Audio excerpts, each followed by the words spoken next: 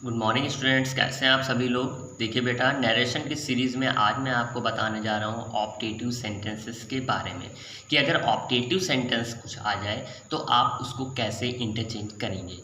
लेकिन उससे पहले मैं आपको ये बता दूँ कि ऑप्टेटिव सेंटेंस क्या होते हैं। देखिए, जनरली जो है वो आपसे ये बताया जाता है कि ऑप्टेटिव सेंटेंस एक्सक्लामेटिव सेंटेंस का पार्ट होता है। क्यों होता है? क्योंकि इसमें भी एक्सक्लामेशन सेंटेंस का यूज़ किया जाता है और एक्सक्लामेटिव सेंटेंस में भी इसका यूज़ किया जाता है, ऑप्टेटिव में भी यूज़ किया जाता है। तो अधिकतर बच्चे कंफ्यूज हो जाते हैं, बट थोड़ा सा नियम अलग है, इसलिए इसको अलग ही करके पढ़ना चाहिए। ऑप्टेटिव सेंटेंस में हमेशा आपकी इच्छा होती है, आपकी इच्छाएं जो होती हैं वो होती हैं, शुभ कामनाएं होती हैं, आशीर्वाद होता है, श्राप होता है, ये प्रकट किया जाता है। जबकि जो एक्सक्लेमेटिव सेंटेंस थे उसमें आपने देखा था कि बहुत ज़्यादा खुशी, उमंग ये दिखाया जा रहा था, बहुत ज़्यादा सरप्राइज़ था। बट इसमें कोई सरप्राइज़ का कोई भी काम नहीं हो रहा है, ना ही कोई दुख है, ना ही कोई पछतावा है। यहाँ पे क्या है, केवल आपकी इच्छाएं हैं, शुभकामनाएं हैं, आशीर्वाद है, श्राप है। तो इसमें भी लेकिन क्या यूज़ किया जाता है, एक्सक्लेमेशन मार्क से यूज़ किया जाता है। In the sentence any desire और wish is present then reporting verb change into wished. यहाँ पे लिखा हुआ है कि अगर सेंटेंस में कोई भी इच्छा जो है वो या कोई विश जो है वो प्रेजेंट हो सेंटेंस में, तो आप वहाँ पर जो सेट टू होता है जहाँ पे आप लिखते हैं वहाँ पे क्या लिख देंगे, आप विश्ड लिख देंगे। यहाँ मैंने अब हिंदी में थोड़ा सा बताया हुआ है, समझ में आ जाएगा आपको कि अगर शुभ कामनाएं आपको दिखाएं, अगर शुभ कामनाएं आपको दिखाई दे जाए सेंटेंस में, तो आप सेड टू या सेड की जगह पर, कहाँ पर, सेड या सेड टू की जगह पर आप क्या चेंज कर देंगे, कहाँ पर क्या लिख देंगे, विश्ड। अगर कोई अशुभ कामनाएं हैं, किसी को हम श्राप देने का कुछ लगते हैं, तो हम वहाँ पे लिखेंगे कष्ट लिख देंगे। कष्ट मीन्स होता है श्राप देना।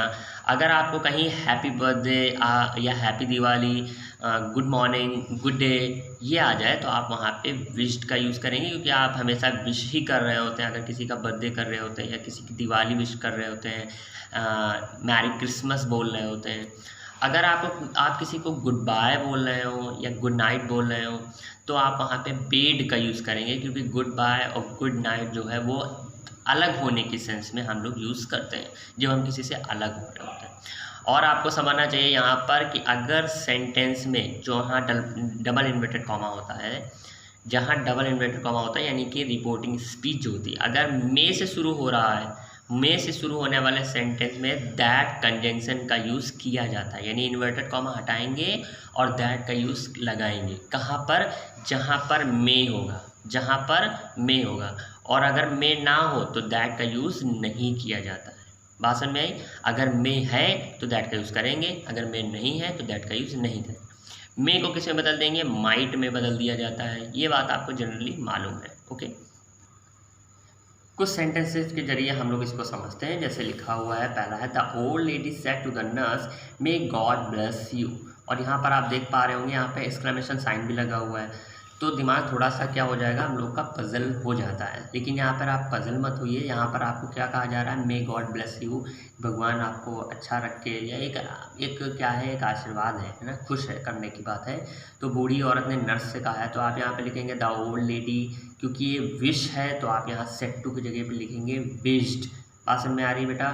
फिर यहाँ पे जो है यहाँ पे देखिए, यहाँ पर क्या आया है, मे आया हुआ है, तो आप इन्वर्टेड कॉमा हटाएंगे, क्या लिखेंगे, दैट लिखेंगे, दैट लिखेंगे। ओके, यहाँ पे नर्स का यूज़ नहीं करना है, नर्स का यूज़ यहाँ पर नहीं करना है। द ओल्ड लेडी और सेट टू को लिखेंगे विश्ड में, और उसके बाद सीधा यहाँ पर आएंगे, क्या लिखेंगे, आप चाहें तो यहाँ पर लिख सकते हैं, ऐसा कोई वो कंपलसरी नहीं होता है।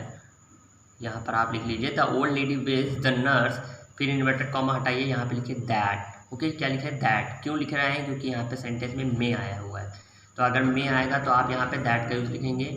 फिर यहाँ पे गॉड का गॉड लिखेंगे, मे का माइट बदल जाएगा, ब्लेस का ब्लेस हो जाएगा, और यू आपका क्या है, सेकंड पर्सन है, सेकंड पर्सन नर्स के अकॉर्डिंग चेंज हो जाएगा। नर्स आपकी हमेशा लेडीज़ होती हैं, इसलिए आप यहाँ पे हर का यूज़ करेंगे। जैसे लिखा हुआ है the sand and may you live long, तो यहाँ पे द सैंड का सैंड लिखेंगे और यहाँ पे विश्ड कर देंगे, क्योंकि ये भी आपका एक कहा जा रहा है कि आप लंबी उम्र जिए, तो ये भी एक विश है, इसलिए सेट किस में चेंज हो जाएगा, विश्ड में चेंज हो जाएगा। इन्वर्टेड कॉमा हटाएंगे, दैट लगाएंगे। क्यों लगाएंगे? क्योंकि सेंटेंस में क्या आया हुआ है, मे आया हुआ है। फिर यू जो है वो आपका सेकंड पर्सन है, तो सेकंड पर्सन यहाँ पे ऑब्जेक्ट के अकॉर्डिंग चेंज होता है।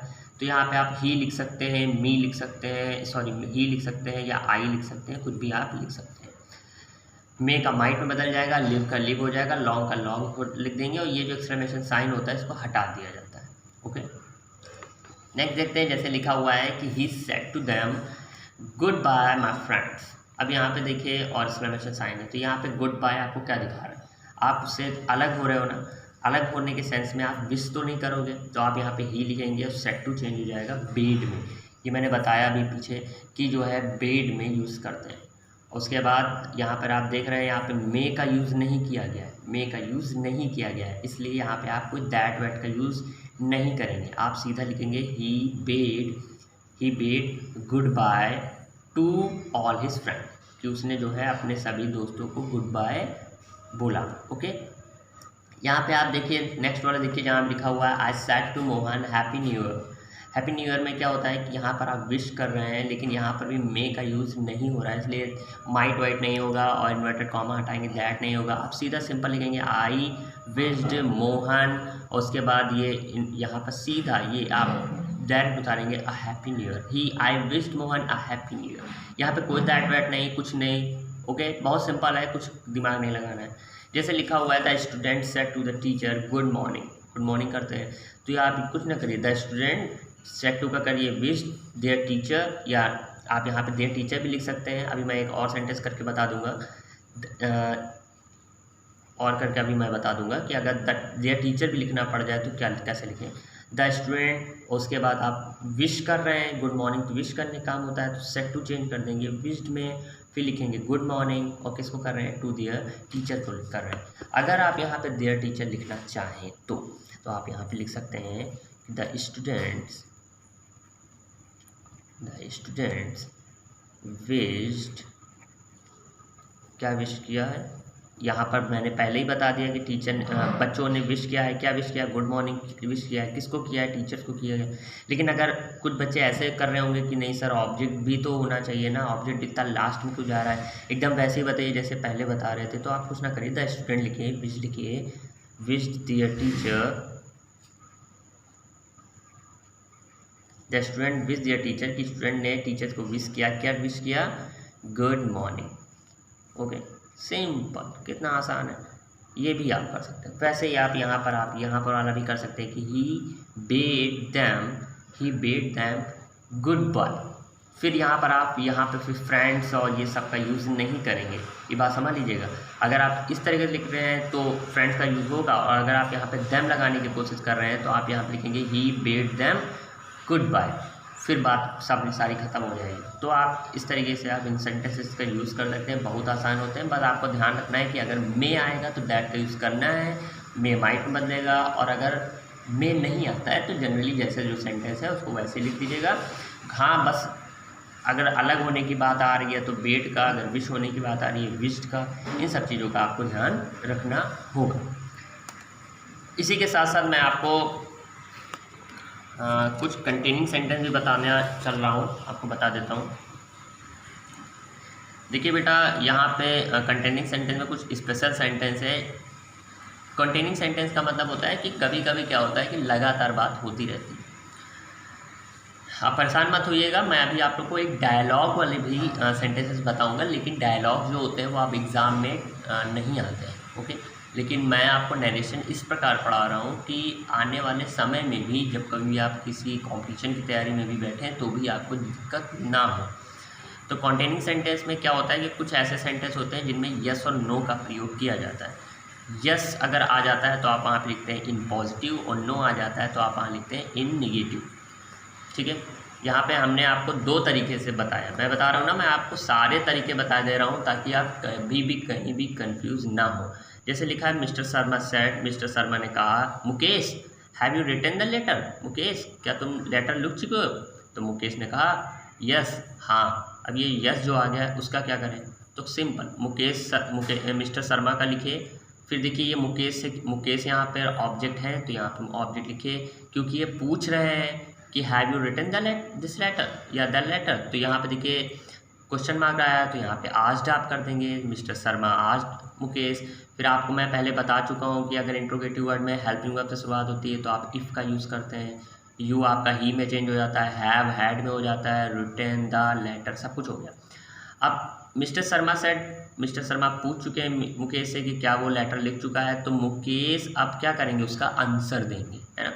तो आप वहाँ पे मुकेश आंसर्ड लिख सकते हैं। क्या लिखेंगे, आंसर्ड, या आप क्या लिख सकते हैं, रिप्लाइड। तो मुकेश ने रिप्लाइड किया या मुकेश ने आंसर दिया। अब यहाँ आंसर्ड या रिप्लाइड इसलिए लगा रहे हैं क्योंकि यहाँ पे सेकंड फॉर्म चाहिए। मुकेश ने उत्तर दिया, ओके। दिया जो होता है या जो यहाँ पर आता है वो पास्ट इंडेफिनिट होता है। तो मुकेश रिप्लाइड आंसर। कैसे आंसर दिया, इन पॉजिटिव। देखिए मैंने पहले बताया अगर यस आ जाएगा तो आप वहाँ पे लिखेंगे इन पॉजिटिव, ठीक है। कितना आसान, यस की जगह क्या लिख दिया, इन पॉजिटिव। कोई इन्वर्टेड कॉमा हटा के दैट वैट नहीं, कुछ नौटंकी नहीं करनी है आपको।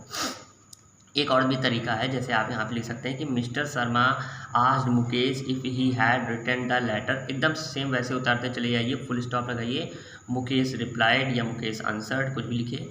फिर यहाँ पर अगर आप दैट लगाना चाह रहे हैं तो ठीक है, दैट लगाइए, दैट लगा दिया। फिर ये जो ही हैड था, ही हैड, ओके, उसी को ही यहाँ पर उतार दीजिए। ये जो आपका यहाँ पे लिख रहा है ना ही हैड, इस सेंटेंस में ही हैड, उसी को यहाँ पे आप उतार दीजिए। अगर यहाँ पर आपको निगेटिव होता है, जैसे मुकेश रिप्लाई कर रहा होता है नो, तो आप तो यहाँ पे बनता है ही हैड नॉट, तो आप यहाँ पे क्या उतार देते हैं, ही हैड नॉट, ओके। बहुत सिंपल सा है। अगर यहाँ पर इस तरीके से लिखा हो, Mr Sharma said to Mukesh are you going, Mukesh said no, अगर नो आ जाए तो आप क्या करेंगे, मुकेश शर्मा आज मिस्टर शर्मा आज मुकेश, फिर इन्वर्टेड कॉमा हटाइए, इफ़ लगाइए, आर यू गोइंग, तो आप यहाँ पे ही वॉज गोइंग कर देंगे। ये मैं नहीं समझा रहा हूँ क्योंकि ये मैं इंट्रोगेटिव सेंटेंस में बता चुका हूँ। मैं बता रहा हूँ इतनी सी बात, मुकेश सेड नो, तो आप क्या कहेंगे, मुकेश रिप्लाइड या मुकेश आंसर, मतलब मुकेश ने आंसर दिया। कैसे दिया, इन निगेटिव में। नो बोला ना, तो नो को निगेटिव में बता देते हैं, आप वहाँ लिख देंगे इन निगेटिव। अगर आप इन निगेटिव नहीं लिखना चाह रहे हैं तो आप यहाँ पे इन्वर्टेड कॉमा हटाना चाह रहे हैं तो आप इन्वर्टेड कॉमा यहाँ हटा के दैट लिखिए और फिर यहाँ लिखिए ही वॉज नॉट, ओके। आप कैसे लिख सकते हैं कि मिस्टर शर्मा आज Mukesh if he was going, Mukesh replied answer that he was not. ये जो ही वॉज था उसी की जगह क्या लिख दिया आपने, ही वॉज नॉट लिख दिया, मतलब निगेटिव में, ओके। तो आप किसी भी तरीके से लिख सकते हैं। मैं हर सारी बातें बताने की कोशिश करता हूँ कि ये भी लिख सकते हैं, ये भी लिख सकते हैं। फिर जो भी आपको आसान लगे वो आप लिखिए, ओके। Good day.